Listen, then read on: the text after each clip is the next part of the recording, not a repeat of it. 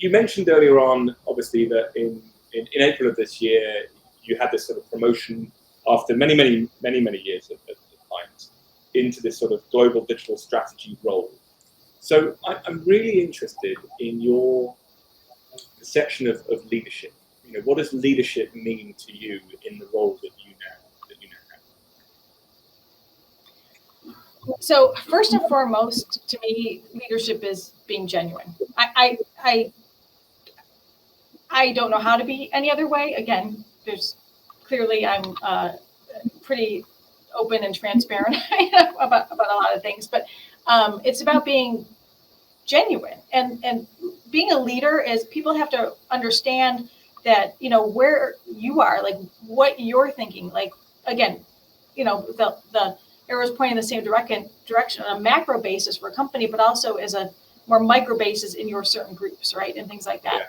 And so they need to know that you're genuine and they have your back. I mean, that is fundamental to everything. Like, if you can't be that type of person, you know, how do you get people to really, you know, buy into what you're trying to do, right? And it's got to come from, in my word, the core of who you are.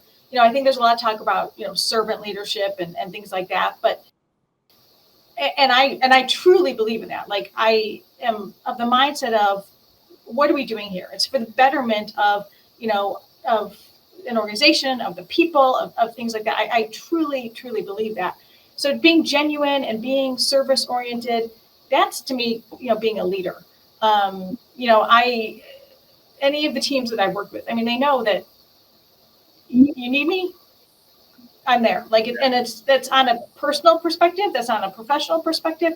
That's just the way that I believe in leadership. That's maybe not, you know, what everyone does, but that's kind of my MO. But it's interesting because, I mean, just to pick up a term that you've used there, servant leadership.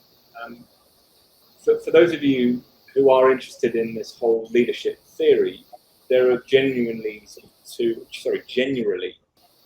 forms of leadership around transactional and transformational. And transformational being the sort of more visionary, forward-thinking, thinking about staff coming together. And service leadership is, servant leadership is that sort of subsection of transformational, where, you know, you're really there for the good of bringing everybody around certain values, and it's often seen as that sort of the real higher echelons of leadership. So I find that quite interesting, because I think that element of authenticity and being genuine and, you know, always having their back is really part of that servant leadership. Because without that, you can't lead. They will not, or no, because they might do, but it's unlikely that they're going to believe in you as an individual if you haven't got their back. If they're just seeing, you know, themselves as a commodity for you as a leader, it doesn't necessarily go very far. So I wouldn't be surprised if you were probably along that transformational servant style leader, which really brings people together based on what you've just said. Well, and I'd say, and it's the nature also of our Hines organization. I mean, again, we're a family run, you know, owned company and things like that. And it's the again, nature of the organization. I mean, and so that I know that there's certain people I can call on in an organization from a business perspective that always have my back, right, too. I mean, and again, from a personal or professional standpoint. And so that's an amazing place to be, right? To know you've got those people around you that you can call on. Also, it's, you know, I want to make sure there's people that know that they can call me. And that's just the way that I think. You know, and leadership to me is it's a funny term, because it is, you've got to lead an organization, you've got to lead a group. But the fact is that it's not one person that does any of this. Like, at certain points in time, you know, it's all how it comes together, right? And it's how the whole thing comes together and moves forward.